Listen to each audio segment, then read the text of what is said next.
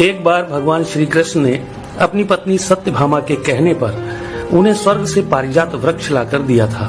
तब सत्यभामा को इस बात का अभिमान हो गया था कि वह सबसे अधिक सुंदर है और भगवान श्री कृष्ण की अति प्रिया भी है। इसी कारण उन्होंने उन्हें पारिजात वृक्ष लाकर दिया है। इसी प्रकार सुदर्शन चक्र ने जब एक बार इंद्र के वज्र को निष्क्रिय कर दिया था, तब से उसे भी यह अभिमान हो गया था कि भगवान के पास युद्ध में जब कोई उपाय नहीं बचता है तो वह उसकी ही मदद लेते हैं। इसी तरह भगवान का वाहन गरुड़ भी यही समझने लगा था कि भगवान मेरे बिना कहीं जा नहीं सकते, क्योंकि मेरी गति और मेरे बल का कोई मुकाबला ही नहीं कर सकता है। इन तीनों के इस अहंकार को तोड़ने के लिए एक दिन भगवान श्री कृष्ण ने हनुमान जी का स्मरण किया था। उनके स्मरण करते ही हनुमान जी तत्काल द्वारिका आ पहुँचे थे। भगवान श्री राम और भगवान श्री कृष्ण एक ही हैं, यह तो हनुमान जी जानते ही थे। साथ ही वह यह भी जान गए थे कि भगवान श्री कृष्ण ने उन्हें किस कार्य के लिए बुलाया है।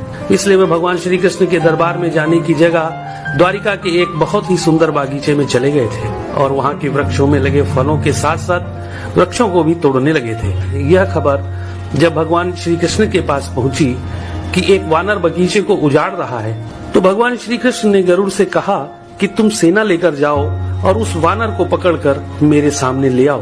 तब बल के अभिमान में भरे गरुड़ ने यह कहा था कि प्रभु, एक मामूली वानर को पकड़ने के लिए सेना की क्या जरूरत है, मैं अकेला ही उसे पकड़ लाता हूँ। ऐसा कहकर गरुड़ उड़ते हुए उस बागीचे में पहुँचे जहाँ हनुमान जी वृक्षों को उखाड़ रहे थे। तो गरुड़ ने उन्हें बिना जाने ही उनको पकड़ने का प्रयास किया था। तब हनुमान जी ने गरुड़ को अपनी पूंछ में दबाकर जोर से कस दिया, जिससे गरुड़ की सांस रुक गई थी। गरुड़ को इस प्रकार कुछ समय तक पीड़ित करने के बाद हनुमान जी ने अपनी पूंछ से ही गरुड़ को दूर समुद्र में फेंक दिया था। तब गरुड़ बड़ी मुश्किल से खुद को संभालकर भगवान श्री कृष्ण के दरबार में वापस आकर यह बोले थे कि प्रभु, वह कोई साधारण वानर नहीं है, इसलिए मैं उसे पकड़कर नहीं ला सका। यह सुनकर भगवान श्री कृष्ण ने कहा कि वह अवश्य ही श्री राम जी के भक्त हनुमान होंगे। तुम उनके पास जाकर यह कहना कि श्री राम ने उन्हें बुलाया है, वह अवश्य चले आएंगे और हो सके तो तुम उन्हें अपने साथ ही लेकर आना। भगवान श्री कृष्ण की आज्ञा पाकर गरुड़ हनुमान जी को ढूंढते हुए वहाँ से बहुत दूर मलय पर्वत पर पहुँच गए थे और हनुमान जी से अपनी भूल की क्षमा मांगते हुए उनसे यह कहा था कि भगवान श्री राम ने आपको याद किया है, आप मेरी पीठ पर बैठ जाइए, मैं आपको शीघ्रता से उनके पास पहुँचा देता हूँ। हनुमान जी प्रभु की यह लीला भी समझ गए थे, इसलिए उन्होंने गरुड़ से यह कहा था कि तुम चलो, मैं तुम्हारे पीछे ही आता हूँ। इधर द्वारिका में भगवान श्री कृष्ण ने राम का रूप धारण किया और सत्यभामा के साथ सिंहासन पर बैठ गए थे और सुदर्शन चक्र को यह आदेश दिया कि तुम द्वार पर रहो, बिना मेरी आज्ञा के कोई भी अंदर न आने पाए। तभी हनुमान जी द्वार पर पहुंच गए थे तो सुदर्शन ने उन्हें रोकते हुए यह कहा था कि तुम बिना आज्ञा के अंदर नहीं जा सकते हो।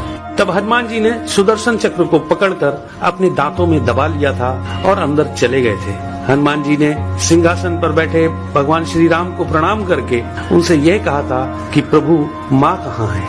आपके पास उनके स्थान पर यह कौन दासी बैठी है? सत्यभामा ने जब यह बात सुनी तो बड़ी ही लज्जित हो गई थी और उनका सारा घमंड चूर हो गया था। तभी थके हुए गरुड़ देव भी हांफते हुए दरबार में आ गए थे।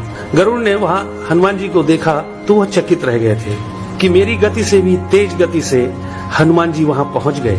इस प्रकार गरुड़ का बल और गति दोनों का अभिमान चूर हो गया था। तभी श्री राम रूपी कृष्ण ने हनुमान जी से यह पूछा कि तुम अंदर कैसे आ गए थे? तुम्हें क्या द्वार पर किसी ने रोका नहीं था? तो हनुमान जी ने कहा, सुदर्शन चक्र ने मुझे रोका तो था, परंतु मैं आपके दर्शन में विलंब कैसे कर सकता था, इसलिए मैंने उस सुदर्शन चक्र को अपने दांतों में दबा लिया था। यह कहकर हनुमान जी ने अपने मुंह से दबे हुए सुदर्शन चक्र को निकालकर प्रभु के चरणों में डाल दिया।